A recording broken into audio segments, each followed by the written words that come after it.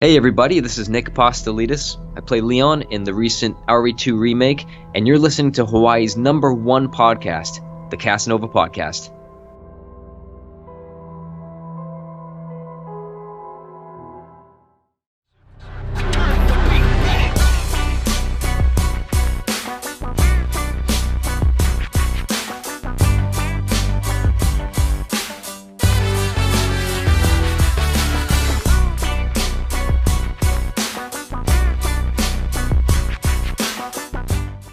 All right, and welcome everyone to another episode of Hawaii's #1 podcast, the Kasanova Podcast.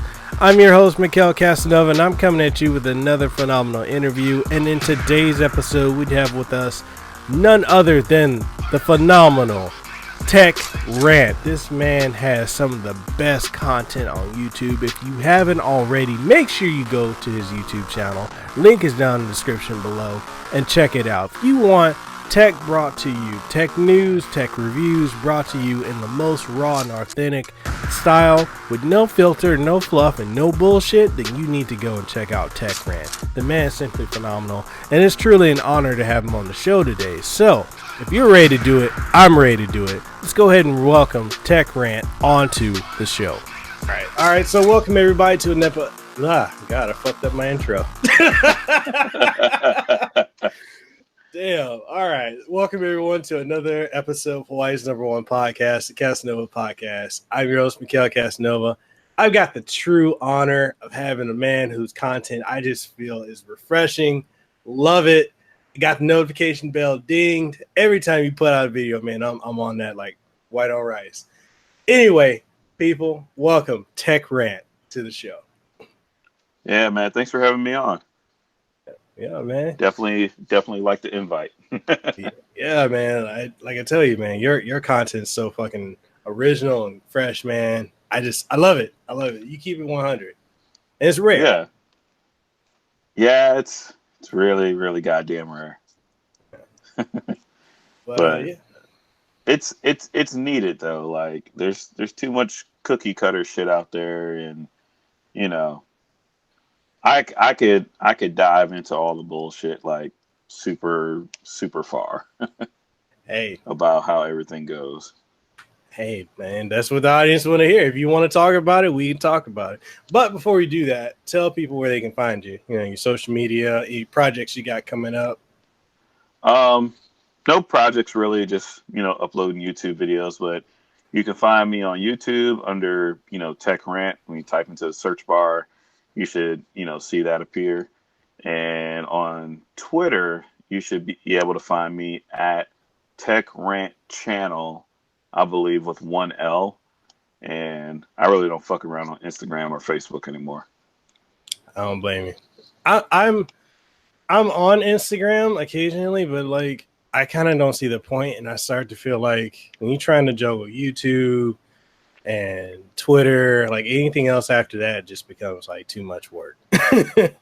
Yeah, like if you don't have a job and you don't have a family, and by all means be everywhere. But if you got other responsibilities, I say just focus on whatever's working for you. And like for me, Twitter, that shit's all types of fun, and then YouTube, that's my main thing. Instagram, I mean, all you're doing is looking at pictures. I can do that on Twitter. Yeah. All right, man. Well, you mind giving us a bit of a background on yourself, like how you got into doing YouTube and why you approach content differently? I guess my background with YouTube, my overall background is I'm from Cleveland, served in the military, came back home because I was tired of that shit. Got a couple of odd jobs, and then finally got into doing some IT stuff. I jumped into the YouTube space originally trying to do Call of Duty Black Ops 2 content. Mm-hmm. And I realized like that was like stupidly hard and I couldn't keep up with it. And honestly, I really cared more just about playing than actually trying to record shit and upload it. Yeah. And, I was just like, I tried a whole bunch of different stuff, but I always kind of came back to tech because I was always commenting on people's videos. And you know, like there's always that response, well, why don't you make a fucking YouTube channel? All right, I'll make a fucking YouTube channel. You know, and then I made it, and you know, it kind of didn't work because I was like, I was trying to buy stuff and review it, and people weren't watching it, and I'm like, I'm tired of buying shit, so I kind of switched over more towards the commentary Hmm. part of it because you know there was always people giving out their opinions and stuff, and I'm like, you know, why not me? And just to make a long story short, I started off, you know, zero cussing or zero, you know, fucked up memes or anything like that, and it was boring. Like I used to watch myself, and I'm like, what the hell am I doing? Like I was trying to copy Marquez Brownlee. I was trying to copy Casey Neistat. And just like none of that shit worked. And kind of where I got the inspiration for the rant part is, you know, the comedian Bill Burr. Yes, sir. So I went on a binge of watching Bill Burr. I was watching stand up after stand up. And I'm like, this dude's fucking hilarious. And somewhere in my mind, it kind of clicked where it was like, if you can tell the truth about stuff and kind of be hard hitting about it, it's pretty goddamn funny and you have a pretty good time and it's actually kind of therapeutic. So that's where, you know, because I think my original channel name was like, I don't know, I think it was my first and last name. And then I don't know what else I made it, but whenever I talked about tech, they're like, dude, you're always going on a rant. I'm like, all right, cool. Tech rant. So it was pretty much, that was pretty much it from there. Cool, cool. Yeah, man. I know we were talking before we went live. How like I had a similar background. I started out doing the same thing, and it's like when you're putting that filter on yourself, and you look back on it, you just look and be like, man, that's not me, Mm-hmm. Exactly. So yeah, man. Like, so when would you say like was the point where you transitioned to a more authentic style? Um, I want to say it was sometime last year. I don't know if it was. I don't know if it was before or after the Note 9 event, Mm-hmm. but I kind of had things split because I had two channels. I had Tech Rant and I had Tech Rant Live, and Tech Rant Live was more of the I just did nothing but live streams, off the cuff, you know, Mm-hmm. unfiltered type of deals or whatever. And then Tech Rant was like more of the, you know, polished tech YouTuber, don't swear, don't drag nobody or nothing like that. So I Mm-hmm. guess I don't know, like the full switch was probably like November/December time frame. So it's like what, November 2018. Yeah. And I was just fed up. I was just like, fuck it. I'm just gonna go at it. I don't give a shit anymore. Just started letting shit loose. And I kind of bounced back and forth a little bit between cussing and not cussing, but eventually I was just like, fuck it. I don't care. Yeah. I mean, I know I've been following your channel for like the last year, and it's like when you did that transition, like man, I was like, man, this is something new.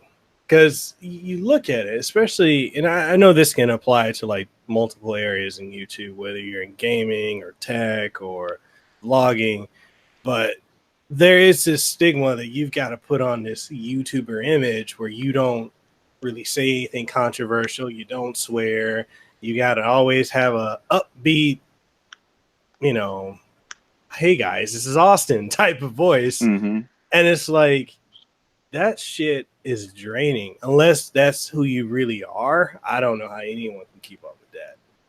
So there's two schools of thought to it because one, YouTube is a business, they're a company, and obviously the more ads you can put in front of people, the more advertiser friendly you are, the more money YouTube makes, the better their business grows. I Mm-hmm. get that part.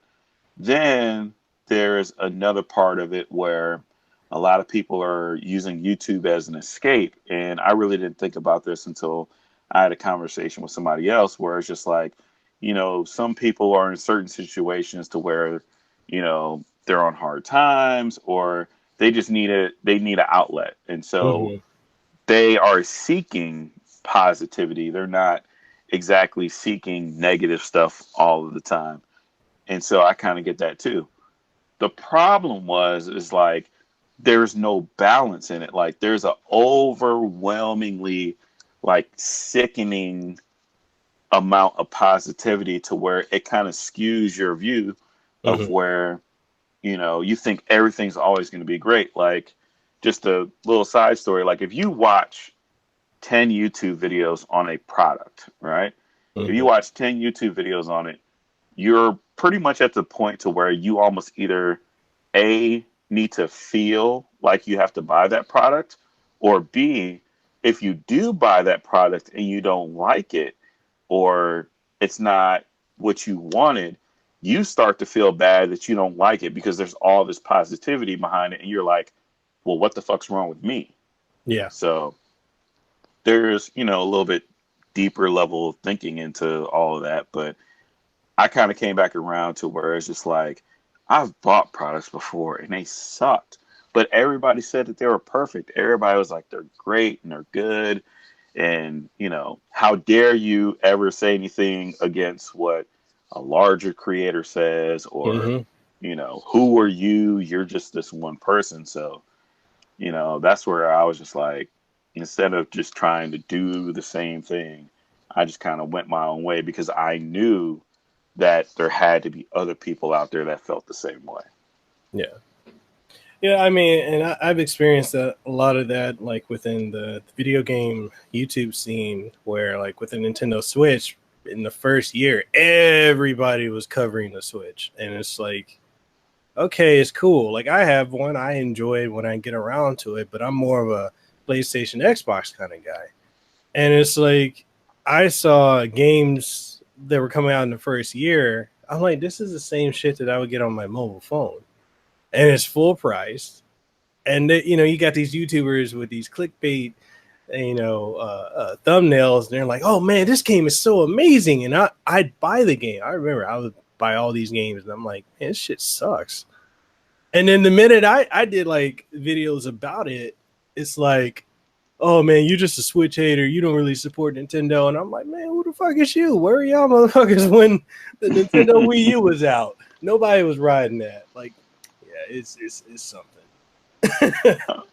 Yeah, it's a bit of a mind fuck because they're like, okay, there are some people that straight up they're straight up haters or whatever, right? Yeah. And you can tell, but when there's so much positivity, right, Mm-hmm. behind something, when there's so much positivity, and you get that one person that says no, then it's so weird because you only have one person saying no. If you had 10,000 people saying no and one person saying yes, you wouldn't question the person saying yes.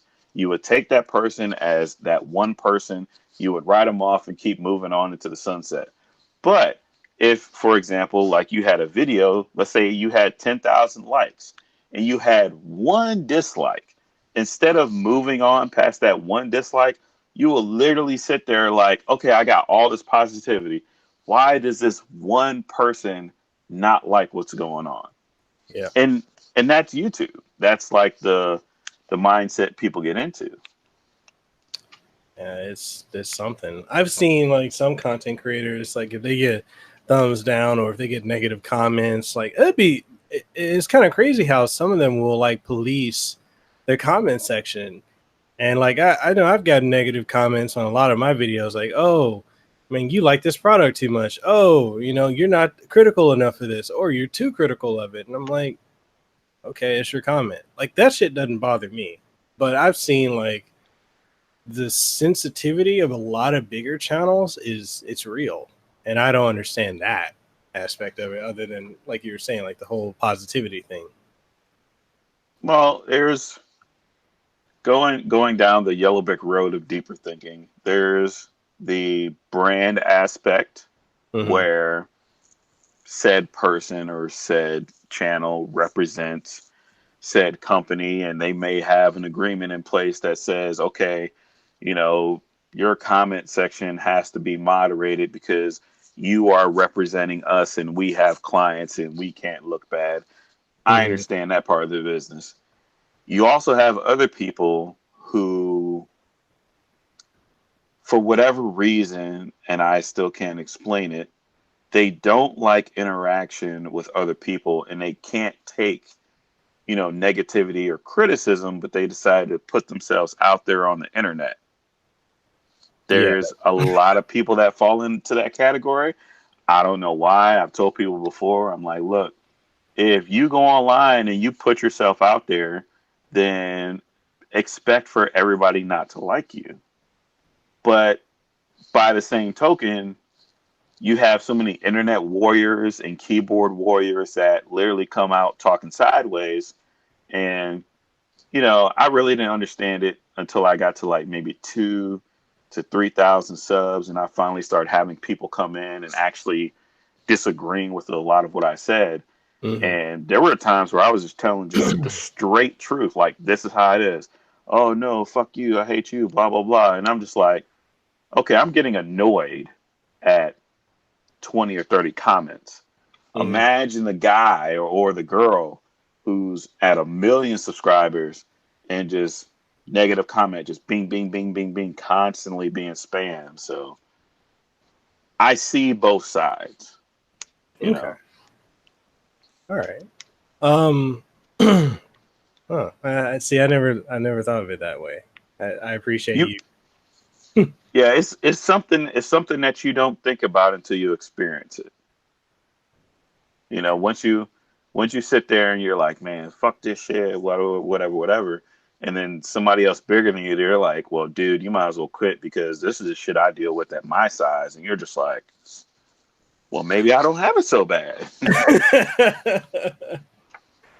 I know you spoke about like the business side of YouTube, like with people having agreements with companies. You mind going into that because I want to know more about that. So I'm not gonna pretend like I'm business Jesus or anything like that, Yeah, you are. but but it's like if you put yourself in other people's shoes. Like a lot of people think of it as either a commenter or a YouTuber, but if you think of it as a company and what a company would want and what they don't want, a lot of times when you watch videos, they'll say, sponsored by XYZ, Hmm. sponsored by so and so. So it'd be easy to deduce that if you watch a video and the person is saying that it's sponsored, and you don't see any, you don't hear any curse words, you don't see any negative images, you only hear positive stuff about the product. You can either assume that the company contacted the person and said, like, these are the things we want to highlight for this sponsored content. And of course, sponsored means that the person making the content was compensated. So usually whenever there's money involved, there are some rules. Hmm. Or it could be that the person may just want to make a good impression for the company. Or, the final one could be where they do say pros and cons, and maybe the company's just like, look, just give it to us straight. You know, D brand, if you look them up, they don't give a fuck. You can you can literally like do whatever as far as I'm concerned, because if you look at their Twitter account, they just be going at people. So, I Yeah, think anybody that says, sponsored by D brand, I think they pretty much got, freedom to do whatever. yeah, that's true. But yeah, if you notice what people do when they say that they're sponsored, you can kind of figure out, reading in between the lines. Okay. Um. So the other thing too, like when it comes to people making these tech videos, it feels more like a commercial that you're watching than like an authentic review sometimes. Like I feel like a lot of times when people get a phone or they get like a game or something, and I know from dealing with, the game side, like I've gotten review codes for games and I've seen, you know, say like for instance, Metal Gear Survive. That game came out. We got the code early, but we couldn't actually play the game until the day of release because that's when servers went live. And you had YouTubers dropping reviews the day of the release, like at the minute, and it's like, how the fuck did you play it? But in the sense of the tech scene, it's like, do these people really put the devices through the paces, or is it more of a commercial ish type of thing? I don't know. Well, I definitely don't a feel they lot of did that with the Razor phone. a lot of it a lot of it is commercial because if you break a video down by what you see, what you hear, and what you know at the end of the video, I want to say about 60 to 70% of what you hear is a commercial because you'll go to some tech videos and there's the 360 B roll, there's the slider shot, there's the crane jib coming down, there's the shallow depth of field, there's a phone on a table with random nerd objects around it and everything. And then that's like the visual aspect. And then you see like the person talking. And then if you cut all of that B roll out and just have the person sitting there talking, then it's kind of boring because most people who are coming to YouTube have already, they're like TV trained, Mm-hmm. to where if you watch certain people's content, they have a different shot every 4 to 6 seconds. That's just like TV. Yeah. Like you'll rarely, if ever, see a TV show where you don't see like 30 different cuts and 30 different shots within, I don't know, 2 minutes. Mm. You know, you'll never see it from that same angle because people start to lose focus. And, that's just entertainment or whatever. So that's why I look at it as like a commercial. A commercial, they give you a bunch of information really quick, they make it entertaining, and they leave it at that. The real tech reviews are where, people walk you through the product, they tell you everything step by step, and they give you all the information. The only problem with that, with figuring it all into YouTube, is that YouTubers are like, look, I want to do whatever puts me in favor with the algorithm because that'll help me grow. Mm-hmm. So even though I could do a 20-minute long video on this phone, if I only get 2 minutes of watch time on that video, then YouTube isn't going to push me because they're going to be like, well, you're making a 20-minute video. People are only watching, you know, 2 minutes of it. We want to keep people on YouTube. So we want you to make videos that will keep people watching. Mm-hmm. So at the end of the day, most content does become a commercial and people kind of get used to that. Okay.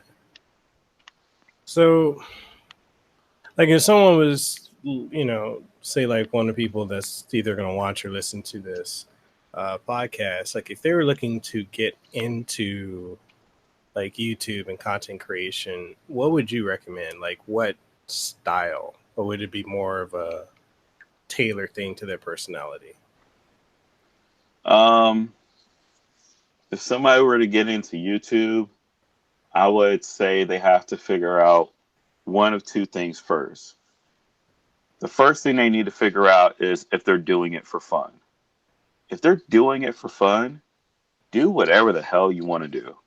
Literally do whatever the hell you want to do because you're going to have fun. Your time is being spent having fun and you're just sharing that with other people. So you shouldn't care about views, you shouldn't care about thumbnails, you shouldn't care about what camera you have. You should literally just be, hey, this is what I'm doing, and if somebody likes it, cool. If not, I still have fun. The second part is if you actually want to have a YouTube channel, and you actually want to make money from YouTube, then you need to go at YouTube 100% business mode, and you need to learn what makes a channel successful instead of I'm just going to upload a video every single day and expect people to watch it. Yeah. So that's usually the step that most people need to figure out, and most people haven't figured that out. Most people are like, okay, I'm going to have some fun, but I'm going to try to make some money, but I'm not making money, so I'm having fun. I don't know, Mm-hmm. Okay. because yeah, a lot of people usually just start off just kind of dicking around with it, and then later on they turn it into something else. Okay. Yeah, because I know like a lot of people, especially out here in Hawaii, like a lot of people um, are trying to start YouTube channels, or they're looking into getting one, or they already have one. They're trying to turn it around, and I've talked to a lot of them out here, and a lot of people keep telling me they're like, "Man, nobody's watching. I feel burnt out. I bought all this gear," and that's one of the things I always bring up, and I'm glad you said it, is the aspect of fun, and knowing what you're trying to do with it. Uh, a lot of people, I think, is the idea of, hey, I can make money off of this. And like, yeah, you can, but what's your approach? You know, uh, for me, I know I have fun with it, but I still treat it like a business, because it's like I get review codes, I get products sent to me, and I want to keep that coming in, but I still keep my authentic self with it. But I've seen some people out here do videos, and it's like, yeah, that's not you at all. It's Right. like, how do you keep that up? They're like, oh man, just give me a shout out and people watch. And I that's the other thing too, is I feel like even if you get a shout out, that's no guarantee that you're gonna get traffic. Because if someone enjoys what someone else is doing, you shout out someone, they go and look at their stuff, and if you're not doing the same thing or close enough to what the other person's doing, why should they stick around? Why would they? Right. The shout outs are weird, because I can't say that shout outs don't work, because there are cases where they do, but I look at shout outs like any other commodity. Mm-hmm. If anybody can get a shout out from somebody who's big, right? Well, then the audience is just going to be like, well, he's just shouting them out just cuz. It's not because he actually believes that that person is good or has good content. He's just being nice. Mm-hmm. But if you have somebody, let's say, with some clout or whatever, right? And they never shout out anybody, but they pick this one person to shout out, and their audience trusts them, then yeah, you can get some traffic off of that, you know. But when people throw out shout outs, left and right, hey, can I get a shout out? Hey, go check out this person's channel. Like, sometimes the creator hadn't even checked out the person's channel or watched their content. They were just doing it to be nice. So that's where shout outs can kind of just go, bad. And if you're going to ask for a shout out, make sure you have some good shit. otherwise, otherwise people are going to come there and be like, so you got this person to shout out and you got 3 videos uploaded in 3 months. It's real. And people don't tell you this shit. This is shit that you figure out after the fact. Oh man. What do you think, like, as far as like uploading content, like the people that because I know there are two camps of people. I've seen people that upload content like daily. I've seen people do like multiple within a day. And then I see some people, like, I think occasionally, like MKBHD, he'll do like one video every other month. So Mm-hmm. like, what do you think is like the best way of uploading? Like, should it be right as it breaks, or at your own leisure? You have to upload based off of your channel content / goal. And the reason why I say that, and you have to kind of figure it out is because if you are a tech news channel, right? You're doing tech news. You have to upload daily or you have to upload often because we all know how fast news fizzles out. Mm-hmm. You know, anytime there's something in tech news, by the time you've watched the fifth video, you already know everything that you need to know. So you literally have to get it out as quickly as you can. But you got to have some, production quality to it because everybody's coming at you with this news. The other part would be where you will upload less is if, let's say you're an animator, you're a filmmaker, or you're doing a really big project that takes a lot of resources, but you're going to make like this epic thing or whatever, right? Mm-hmm. It would make sense to put that work into something that you know is going to be a hit or be a viral thing or whatever. And let's say you upload that once a month, you know, that can be beneficial because somebody can watch it and, they get all excited about it. And you're like, okay, next month, I got another big feature coming out. So that builds anticipation. If we came out with the Avengers every single week, then people would get tired of it no matter how great it looked or how awesome it was because we didn't seen it too many times of Yeah. that at that scale. And so it depends. Also, if let's say you're a help channel. So let's say you have a car channel or whatnot, right? Mm-hmm. You put out a video about working on a car. That video could sit for a while before it picks up any views because, maybe it's something that people really aren't into right away. Mm-hmm. But the fact that you at least uploaded it and had it out there, it's the only video that's out there. So now when people are searching for it, your video is popping up all the time. So it all depends on the content. If it's a movie review, hey, you got to put that up within the first week. Yeah. We can't be sitting here reviewing Jurassic World 3 months after the movie then came out. But then there's other things where it's like it's going to take you time to cover everything and to put that all together. Okay. So I know that sounds like a real complicated answer, but that's what people really need to think about because some of these people are so impatient. You tell them, okay, upload 3 times a week, and they can't handle uploading 3 times a week. They got jobs, they got kids, they got school, they got all this other shit going on. But somebody told them to upload 3 times a week.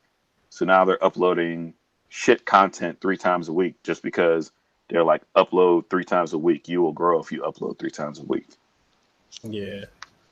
That's I mean, that's a quick way to get to burnout too. Mm-hmm. Oh yeah. Yeah, that's one of the But things. Oh, go ahead. Go ahead. no, I was just gonna say it's just like there is no well, there's a couple of like YouTube growth channels Mm-hmm. out there, like Nick Nimmin, Roberto Blake, and stuff like that. But there's no tutorial on how to start YouTube. And like there's no one out there to really help kind of hold your hand and start you along because everything else in life there's somebody there to kind of like show you the way personally.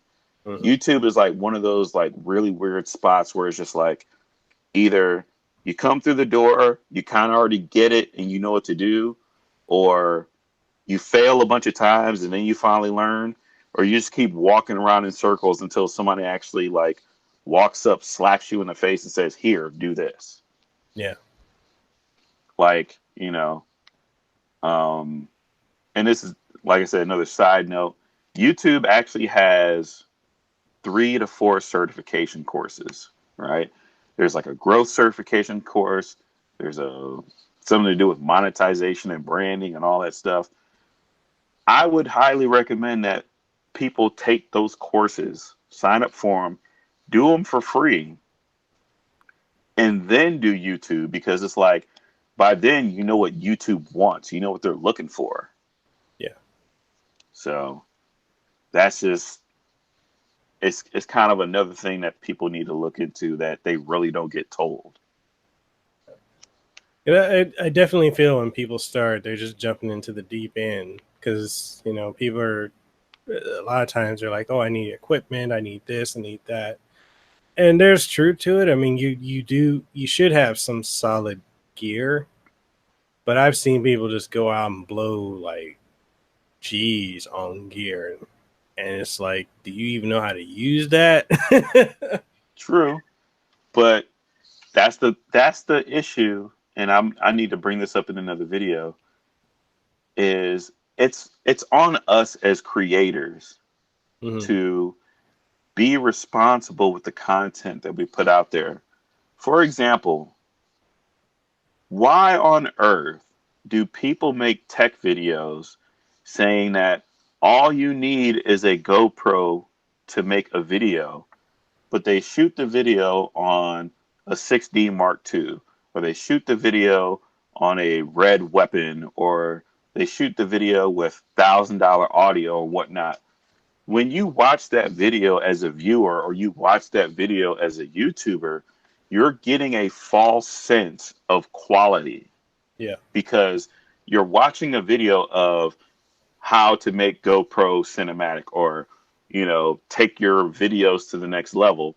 When you first see that person and they're like super sharp, shallow depth of field, like I'm at the point where I can almost tell what camera and what lenses that they're using.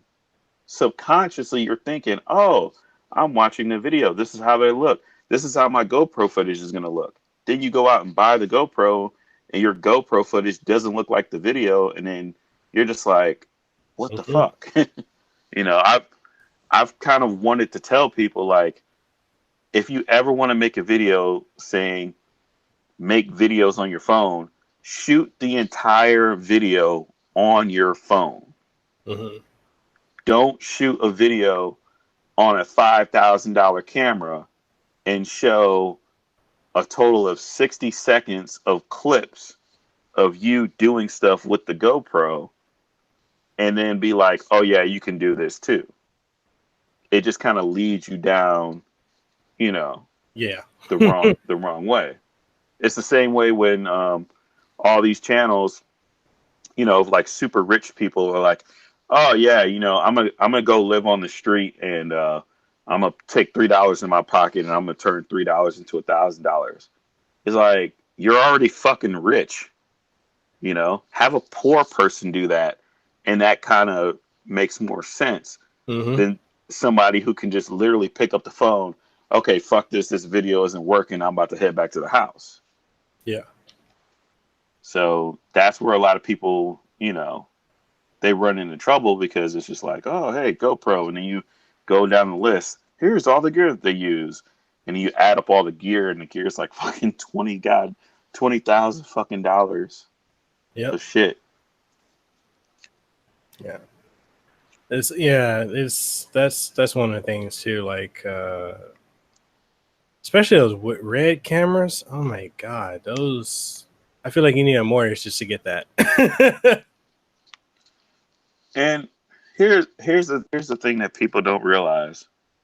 Everybody thinks that, people, they have red cameras, and they got Arri Alexas, and they got Sony A7s, and you need all this stuff just for YouTube, right? Mhm. Most of the people who buy this gear, one, they saved up the money to do it.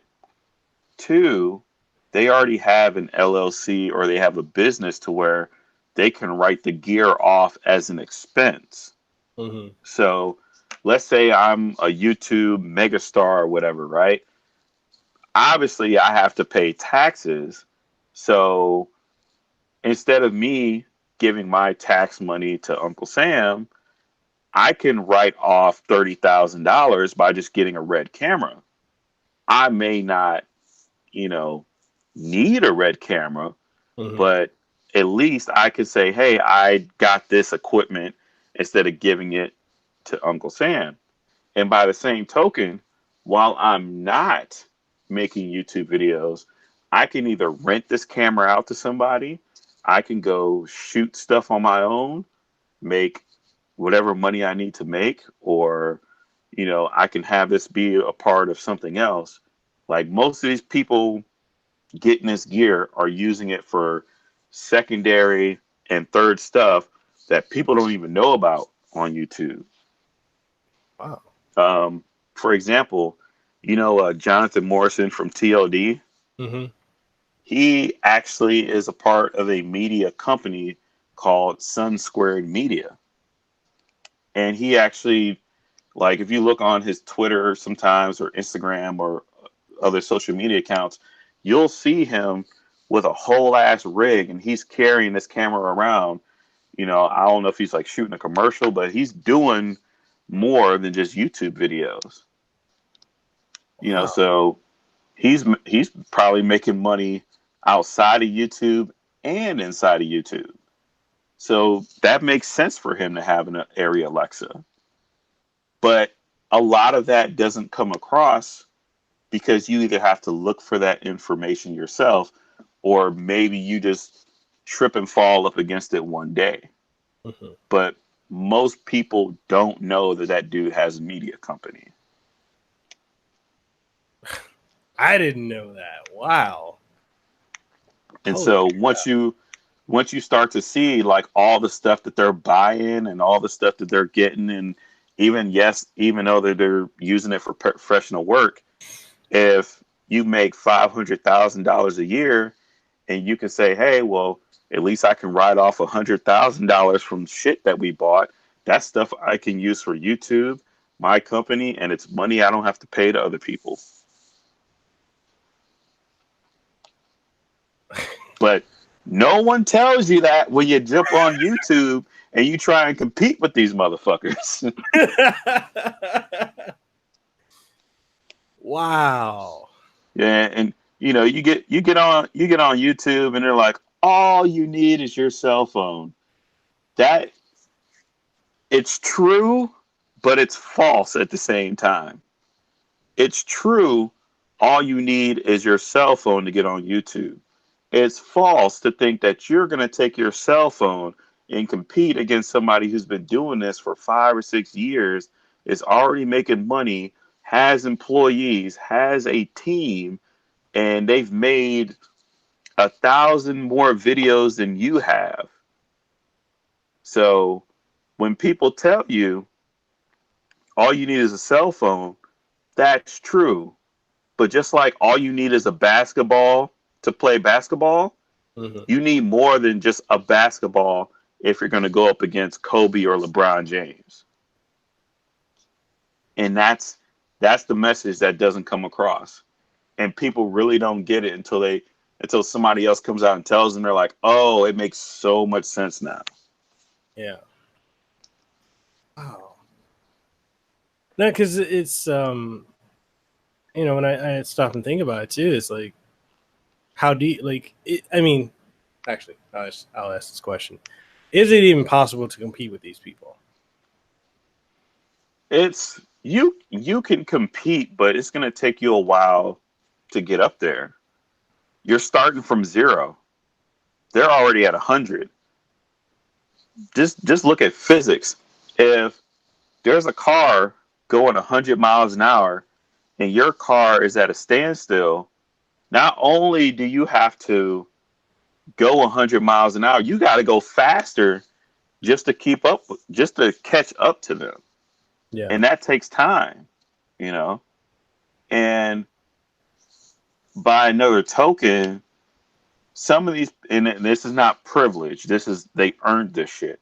But certain people are in a position to where you can't compete until you get to a certain level. Mm-hmm. For example, I can't compete against Marquez Brownlee in reviews because, one, I don't have the money to compete. Mm-hmm. I don't have the money to go out and buy products from companies to review them when he's being sent products to review. He buys some of his products, but other products he gets them sent to him. Unbox Therapy, they receive products, and who can go review a $25,000 laptop? You know, unless either A, you bought it, or B, it was sent to you. But who can compete against that? You know, who can compete against a YouTuber who gets an invite to Samsung, gets to put their hands on the product early, gets to shoot all of their content early, and then that's why they have those embargoes in place to where they're like, look, you can't drop this video until such and such time. Every single Samsung event, there's 5 or 6 YouTubers who, during the event, drop their review and first impression videos. You can't compete with that. That's something that only certain people have access to. So where you do compete is you compete in the areas that they don't cover, or maybe it's something that they missed, and then you kind of, slowly come up from there. Mm-hmm. You know, if LeBron James comes walking down the street and we're gonna have a dunk contest, and I've never dunked before, and this motherfucker's been dunking since 12, no chance. You know, so that's where people have to put things in perspective, and it's not so much a competition because everybody has their own lane. It's what you can do for your audience and how you can serve your audience. MKBHD has his own audience. You have your own audience. I have my own audience. You know, some of the stuff that I do may not please his audience, and some of the stuff that he does doesn't please my audience. But you have to find your own audience and grow your own audience because they're coming to see you. Otherwise, they would just go see him. Yeah. Okay. So, with these events like the Samsung event, the Apple event, and whatnot, like, because I've wondered this for a while, like, how do people get these invites? Is it something where you've got to kiss up to these companies, or they look at your numbers, or because I know, what's his name? Mr. Mobile. I was talking to him a couple weeks ago, and he told me that for most companies, if you don't have 50K, they're not even looking in your direction. Right, because it's a benefit thing. It's like what can you do for me when it comes to companies? Otherwise, there's only so many seats, and companies have to be able to trust you to represent their brand.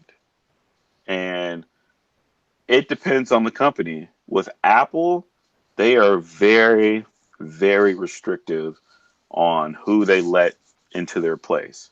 Like the whole Apple theater and stuff like that. People who get those invites, they are selected.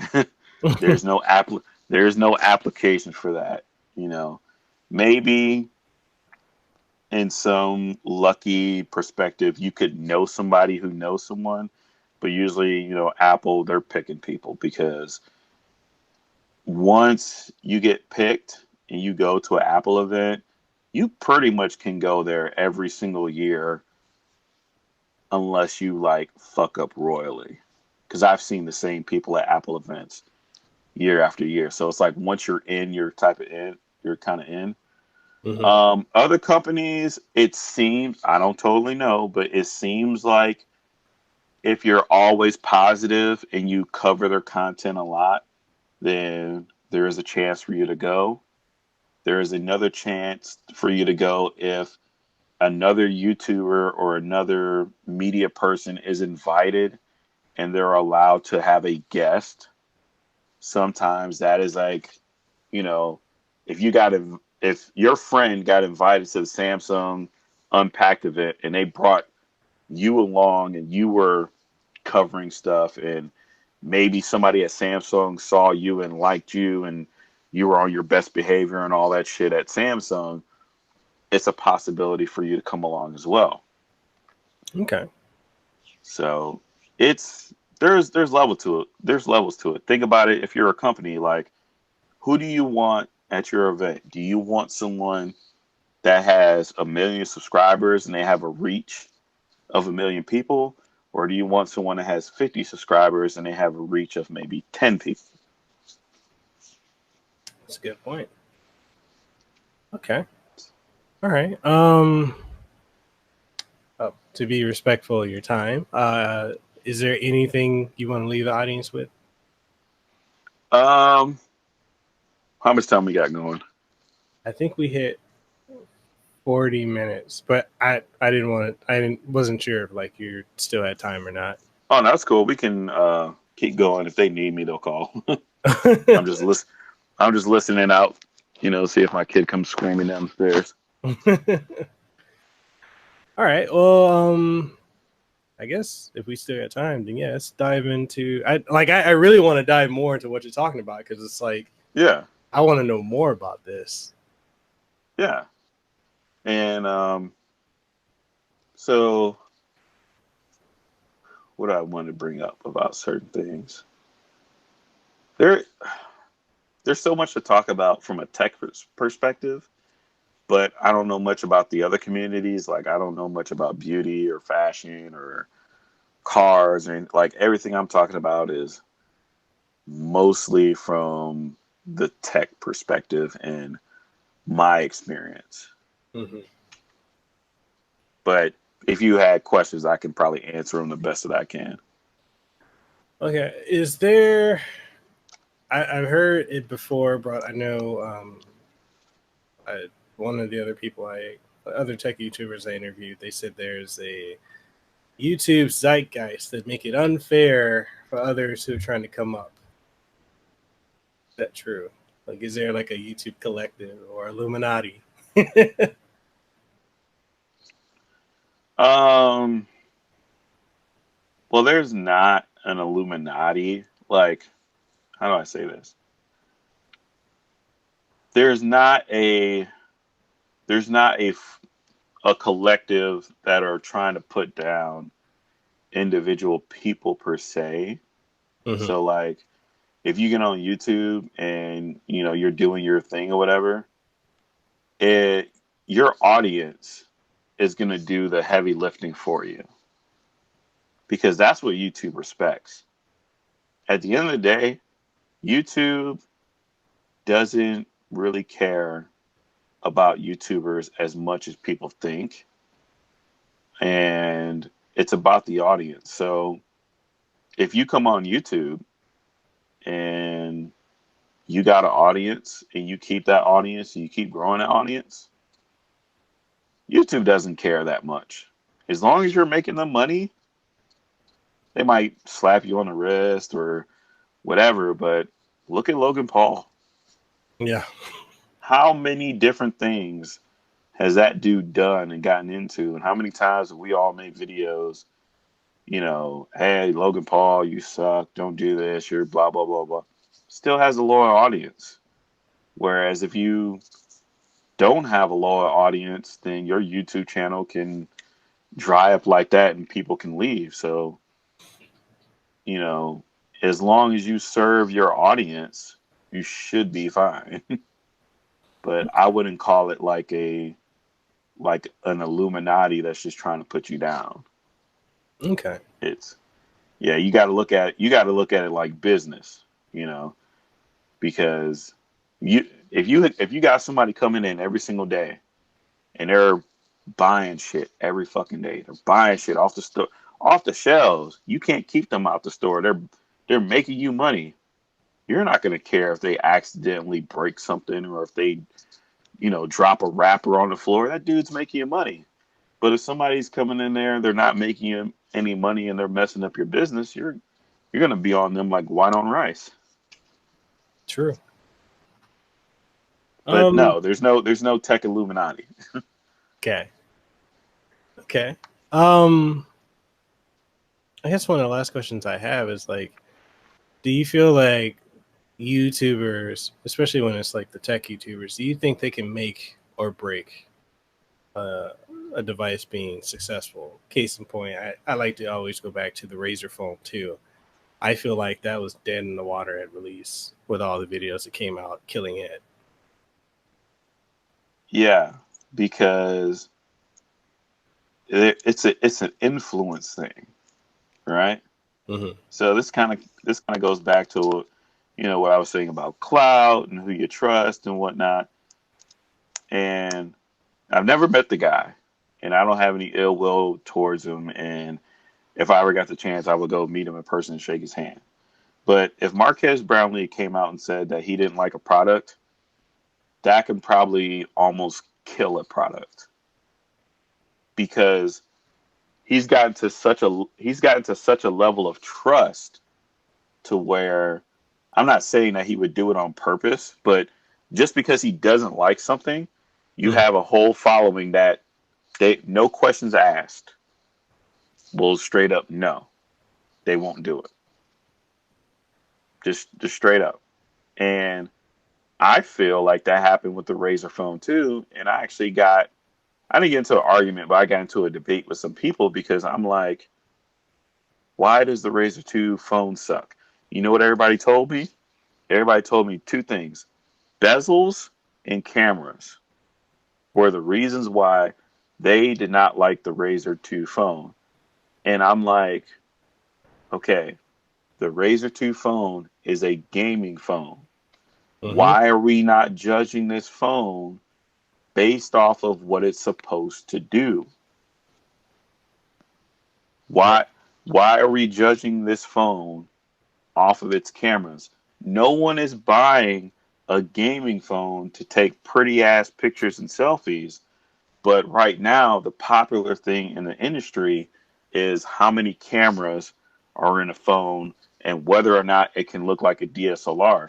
That's being pushed on everybody by people who are creators. But if you're somebody who wants a gaming phone and someone keeps telling you, oh, you might as well buy a Samsung, you might as well buy an Apple, you know, that's influence. Yeah. Because So I've got I it. honestly believe that people can wreck it. Like I have it, and I came from a Note 8, and I was looking at upgrading to either the Note 9, like the 512 gig one, or this. And then I was looking at the specs, and I'm like, because I got this when it was like full price. I was like, okay, price of this with the specs compared to the entry level Note 9. This outclasses the Note 9. I'm like, I don't care about the bezels. I don't care about the stylus. I want performance. I want good battery life. And ever since I got it, and then I know people that have been curious about using it. They're like, "Oh man, is it any good?" I heard, yeah, it always comes up like, "Oh, I heard it's really bad," and I'm like, "No, phone's perfectly fine. All day battery life. I can game on it. If I don't like the camera, I can put, stock Android. I can upload a different APK and get a different camera. It's all software based. But yeah, I mean, I personally, and I'm not trying to throw shade at him either, but I really do feel like he killed off that one because he killed off the first one. Yeah. you know? And my at the end of the day, right? Go watch some tech videos whenever you get done with the podcast and let me know later. And tell me this isn't true. Okay. Every well, I'm not gonna say every. Most people who review phones nowadays are reviewing phones as if people are gonna use their phones to make YouTube channels. Straight up. Because most people who are buying these phones will never use these phones to their full potential. Yeah. So all these Geekbench scores, all these GPU scores, all of these, extra little extracurricular performance things, it can calculate shit that the space shuttle couldn't do 10 years ago, doesn't matter in practical use. My girlfriend currently has the Pixel 3 XL. How many people said that they weren't going to buy the Pixel 3 XL because of the notch? Yeah, that notch stuff is stupid to me. And I was worried about like giving her the phone to use and to try and do stuff with, because I was like, even me, I was like so numb to so many people. Oh, that ugly ass notch, that notch, that notch. I gave her the phone. She was like, there's nothing wrong with it. It works. Yeah. It works. I can watch YouTube. I can make phone calls. I'm happy. And it literally took her to kind of bring me down from, nerd paradise to be like, we're the only ones flipping out about this shit. My girlfriend does not know what 4 gigs of RAM is. My girlfriend doesn't know what 64 gigs of storage is. She doesn't know what a 4,000 milliamp hour battery is. What she knows is, does it turn on when I need it to turn on? Can I watch YouTube? Can I get phone calls? Does it last a long time? Mm-hmm. Fuck how it feels in the fan. Fuck how it feels in the hand. Fuck the materials, all that shit. People are going to put a case on it. Does the damn thing work, and is it affordable? But it all comes back around to fucking $1,000 phones. So yeah, we're the only ones that care about that shit. Well, all right, man. Is there anything you want to leave the audience with? Just I say just spend more time looking into stuff. Mm-hmm. Don't believe everything you hear. Like even all the stuff I said today, like go look it up. Go do your own research and then find stuff out. Because I spent so much time never checking up on stuff just to find out that later on shit was false. And I was under a false pretense for the longest time, to where I ended up looking dumb. Okay. And I lied. I got one more question for you. Oh, no, that's cool. Did you have fun? Oh, yeah. Yeah. That's the other thing I like about doing my channel, is like, I like telling people what other people won't tell you, because I spent half of my life making mistakes because no one told me shit. Mm-hmm. And I look at it, I'm like, if I can tell somebody else and give them a heads up so they don't have to go through the same shit I went through, cool. I hate that whole, oh, you need to figure it out, you need to experience life. Fuck that. If you know, tell somebody. Exactly, man. Exactly.